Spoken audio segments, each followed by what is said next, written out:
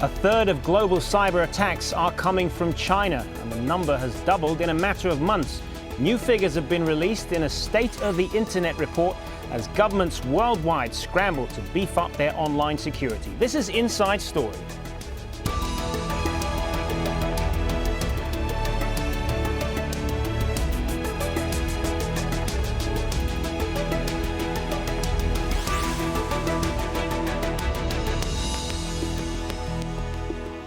Hello, I'm Hazem Seeker. Welcome to the program. It is ranked as one of the fastest growing areas of crime in the world by Interpol. Cyber criminals are increasingly exploiting the speed, convenience and anonymity of modern technology to target individuals, corporations and governments. And the global nature of the internet means their illegal activities can be carried out virtually anywhere and at any time.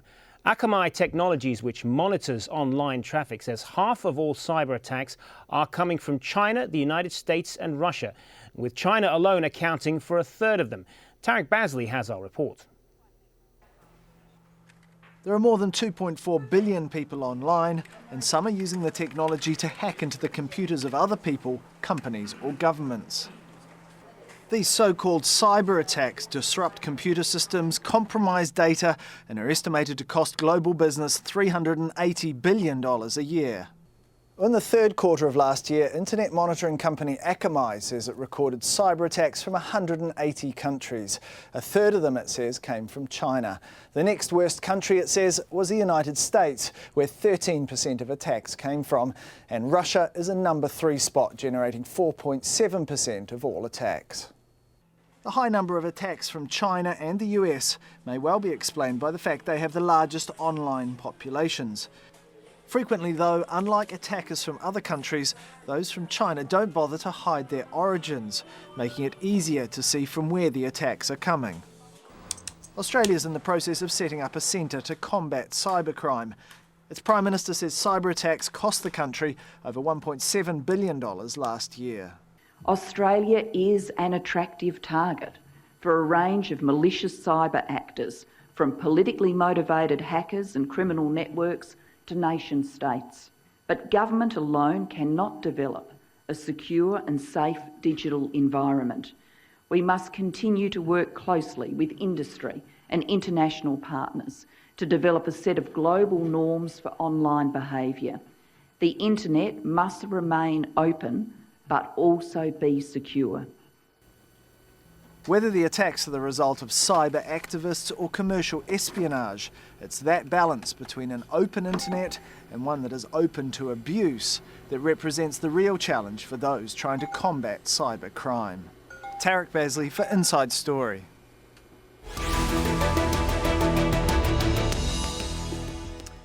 Well, joining us now to talk more about this are our guests, all in London. British Labour MP Keith Vaz. Keith is the chairman of the UK Parliament's Home Affairs Select Committee.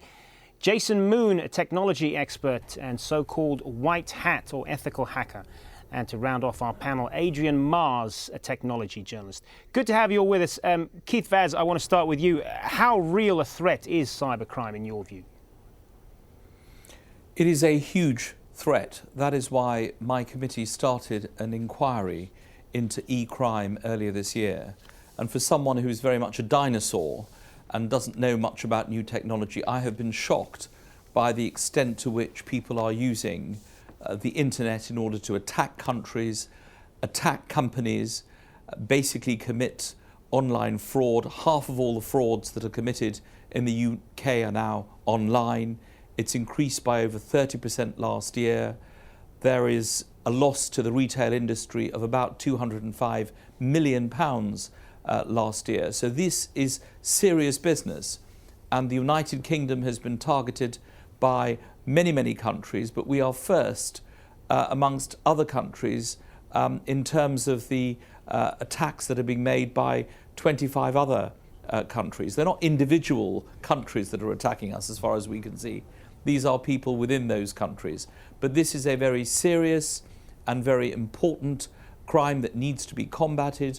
We were told by one of our principal witnesses, the commander of the police in the City of London that coordinates these activities, in fact, that he feels that we're losing the war on cybercrime. So we need to pick up our game and make sure that we work with other countries that wish to do what we want to do, which is to combat this increasing level of crime. What do you First think, of all, of what do you course, think to then, find out why it happens. What do you think then can be done to combat this? Is your government doing enough in that area? Well, we haven't finished our inquiry yet. It's some time to go, but I think from the initial evidence that we've received, first of all, we need to make people aware of the crimes that are being committed. I think people just simply don't understand what's happening until it happens to them. I had my credit card hacked into only 3 weeks ago. Until then, I didn't realise how easy it was for people to hack into credit cards and the extent of online fraud in the banking service. I think there needs to be much better cooperation between different countries, but also I think we will study very carefully what the Prime Minister of Australia is doing to see whether or not we can learn from them. Because this is something that you don't need to open a new building or set up a new enterprise for. This can just be done, as far as I could see, with a couple of computers sitting in front of you. So it's an investment in the people, but also the technology rather than the buildings.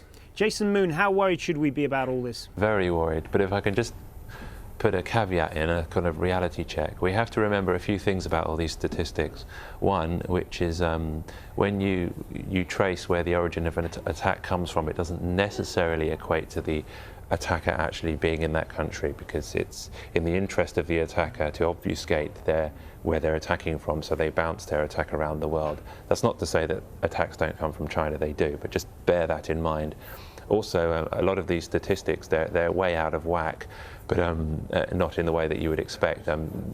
Cybercrime and hacking is much more rife than is understood by the layperson or politician, that's for sure. Anyone that works in IT security or anything like that, or digital forensics like myself, can testify to that fact. So it's actually there's kind of a game of catch-up being played. Hasn't really hit home yet just how rife this problem is, just how much hacking is going on, both industrial espionage, cybercrime, hacking between governments, fraud. Every single type of hacking and digital fraud is going on to a much greater extent than is realised. Yeah, we'll talk a little bit more about some of the skepticism that surrounds some of this, which you touched on there. But I want to ask you as well, Jason Moon, a little bit about what you do specifically. You are a self-described white hat or so-called ethical hacker. Just enlighten our viewers a little bit about what it is that you do and what purpose you believe it serves. Well, it's called white hat hacking. What I do is I test security systems. So I hack into banks or whatever, but I have their permission first to do so. So that's called pen testing. So I basically test and design security systems, find their flaws before they're hacked into in the real world. Also I do digital forensics, which is investigating an attack after it's taken place, just like you would take fingerprints or whatever. So working with the police and with the lawyers to ascertain how an attack happened, where it originated from, things like that, to gather evidence against the criminal. So that, in a nutshell, that's what I do. So it's firmly from the ethical side. I've witnessed firsthand what hacking does. I mean, this is the thing about hacking. I mean, hacking damages real lives. I mean, we live in a kind of the social networking generation right now, but where everyone's kind of connected and can network up and socialize with each other. But are they really? Because they're doing it over a computer. We're also kind of breeding almost a sociopathic generation. It's so easy for a hacker to press a button on a computer. Like the guy said, you only need a couple of computers. You can hack someone on the other side of the world. I mean, you do real damage to that person, emotionally, financially. It can be catastrophic to another human being, to a real person. This disconnect, it's really worrying. So hacking is definitely more on the uprise at the moment. And I think it's not just a technological issue, it's a social issue as well. This could be part of the reason, I think. People just don't really realise or make that connection that there's another human being on the end of this attack. Adrian Mars, what is your take on all of this? Do we need to be a lot more vigilant than we currently are about cyber attacks? There's no question, and the systems that protect us are in many ways broken. Passwords, for example, just don't work very well. because people That's true. tend to reuse the same password. So a recent survey, for example, found 69% of Americans reuse their password, and that's disastrous. Just in the last 2 years, we've seen well over a dozen very large breaches of passwords, and of course, once they get one password, if that's the same as your email password, then the hacker has access to your email, and they only have to go to another website and say, I've lost my password. The website sends a link to your email that uses that as proof that you're you. So the password system isn't really working. The identity system, the way you can be sure that a website is owned by the people who say it is, isn't really understood by users. This is a system of cryptographic digital certificates issued by people we should be able to trust. But those people, so-called trusted third parties, have been breached an awful lot. And just basic precautions aren't taken by very large companies. So, for example, if you ever contact a company to say, what's my password, and they're able to tell you, they're clearly doing something wrong, because basic good protection involves not storing actual passwords, just storing, in fact, something called a hash, which from which you can check a password matches, but you can't generate the password from the hash. It's a clever mathematical technique. You've hit the and that you've is totally hit the often nail. not widely used. Yeah, go ahead, Jason. You've totally hit the he's totally hit the nail on the head there. I mean, this is the problem that we professionals face. The entire password paradigm, which is what we're currently using, should not be being used. It's all been built on that, so we're kind of in this state of affairs where we're kind of stuck with it, and no one wants to kind of start from the ground up, but we almost need to do that, because we've built so much on the password paradigm. We've totally shot ourselves in the foot, and everything we're dealing with now is as a direct result of that. We've got to get away from the password. This is the big problem, and this is the challenge which we must face, and we must grapple it. We can't be in denial anymore. We have to get rid of the password. All right, let's put that point there to Keith Faz, as someone who chairs this select committee that is looking into things like this. Is that an area that needs to be looked at? Absolutely, and what both Mr. Moon and Mr. Mars have pointed out is that they are technological experts. They know what they're talking about. You don't get into Parliament by being an expert in digital technology, unfortunately. And one of the problems is that the public is simply not aware of this. They are so delighted to get the new gadget and to be able to use the new gadget. They're so thrilled about being able to see the endless opportunities of the power and the force that the internet can give them, that they're not aware of how this can be breached. In the inquiry we did only recently on phone hacking, people didn't actually realise that most of them leave their phones on the default setting, so practically anybody was able to hack into their messages. It's first of all to do with awareness. The public is simply not aware that this might happen. They are so busy using the power of the internet, using Twitter and Facebook, searching on Google, putting data on their equipment. They simply aren't aware that this is going to happen. And Parliament certainly isn't aware of it. And I think this is a big failing on the part of legislators. We only catch up when something goes wrong. I mean, we needed people like Mr. Moon and Mr. Mars before my committee, rather than, in effect, some of the police officers and others who speak on the other side. And, you know, I hope both of them will be able to help us to come to some kind of conclusions on our inquiry. But the public don't know about it. Only last week I had a message from a senator in the United States who asked me to deliver €2,600 to a hospital in Belgium. And I, of course, immediately assumed this was true because he'd actually run out of money. It's only when I showed it to my 15-year-old daughter, she said, he's been hacked and you're a fool, she said. Actually, this isn't happening. So the public only understand this is happening when it happens to them. And that is the big problem of the what is, in fact, the crime of the 21st century. All right, well, let's talk a little bit more about people whose businesses' security are saying about all of this. The Director General of Britain's Security Service, MI5, has described cybercrime as a global threat to safety and security. Jonathan Evans said the extent of what is going on is astonishing, with industrial-scale processes involving many thousands of people lying behind both state-sponsored cyber espionage and organised cyber crime. US Defense Secretary Leon Panetta has warned how cyber attacks could have dangerous, more far-reaching consequences, what he called a cyber Pearl Harbor that would cause physical destruction and the loss of life, an attack that would paralyze and shock the nation and create a profound new sense of vulnerability. So pretty strong stuff there from two people in authority on this. But Keith Vaz, if I could go back to you on this, is there not a sense of alarmism about some of this? Are we blowing some of this out of proportion, do you think? Absolutely not. I mean, as I said, when I started our inquiry into e-crime, I didn't know what we were going to expect. I have personally been absolutely shocked at the scale of what is happening. And I think that, I think it was Mr. Moon saying that actually this is only part of what is really happening in the outside world, because people don't want to shock us too much because we're legislators. I mean, the last thing that we need to do now is to be so overwhelmed by this that we do nothing.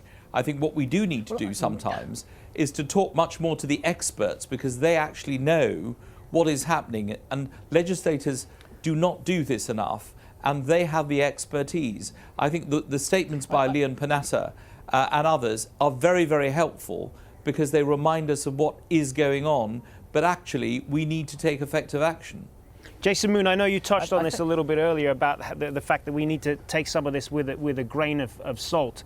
When you hear these warnings from people like Leon Panetta and the head of Britain's MI5, is there a certain amount of skepticism that we should look at here as well?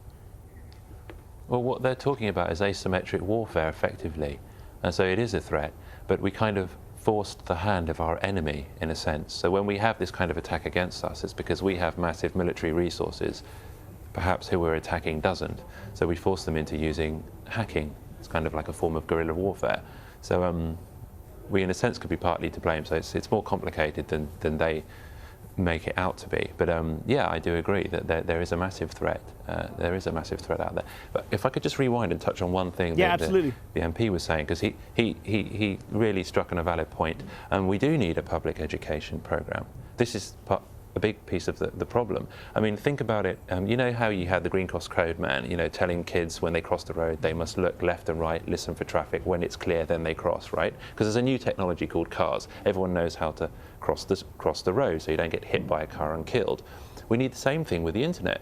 We've got this massive technological boom. Everyone's online now, but you don't have fundamental training in how to use the internet safely. That should be in the curriculum.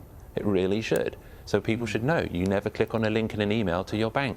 Things like that, just fundamental things to keep people safe. Because people are completely ignorant, shockingly ignorant. And the way password systems work as well, if we're going to use the password, it should be the law that systems have to be built so they won't even accept a password of 12345.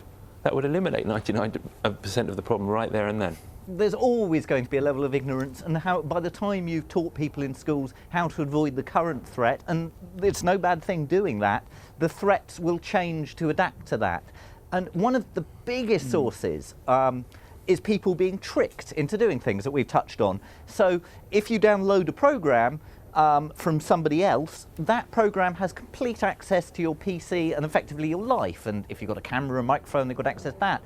So one of the things of education is either teaching people to understand exactly what they're doing, but they're still going, even the best of us can still get caught by a nicely targeted, well-honed attack that appears to come from a friend, it ticks every box, everything looks right, you only have to not think for a second and you've clicked on the link, even if you think afterwards, oh, I should have done it.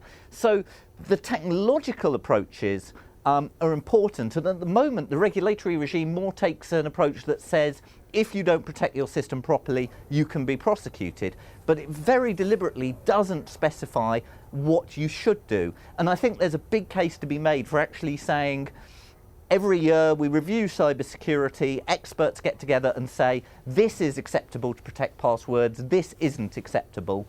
And if you follow this, that's right, you're obeying the law. And that needs to be a constantly updated thing, and it may even need extra powers for people like the Information Commissioner's Office or the other privacy experts in different countries to actually take active enforcement and audit systems, and that maybe can be part of financial audits for larger companies. But until we actively force companies to behave rather than prosecuting them only when they've stuffed up, I don't think very much is going to happen. There's also a problem. I've written to Keith Vaz's committee on this matter.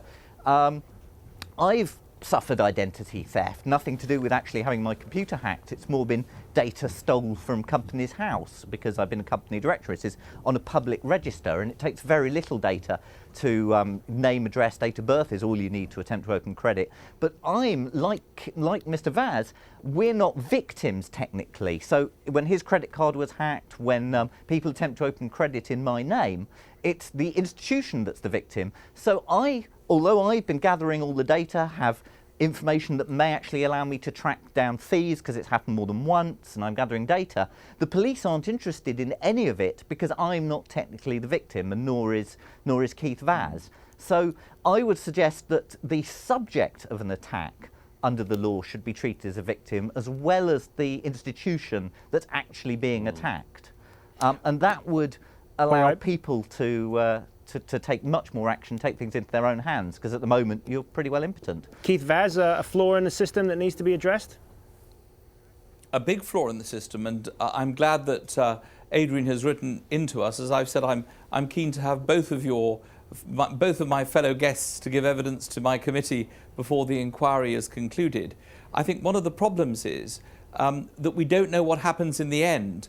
Adrian is quite right. I was reimbursed for the fact that somebody had set up a PayPal account in my name. I keep asking PayPal, will you tell me what happens at the end? Because they all said, oh, we'll find out who did this and we'll know because we want to get our money back.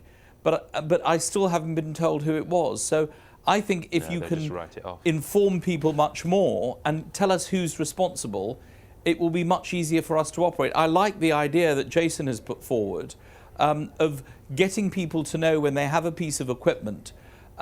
Maybe it should be on every PC to tell people about issues of safety.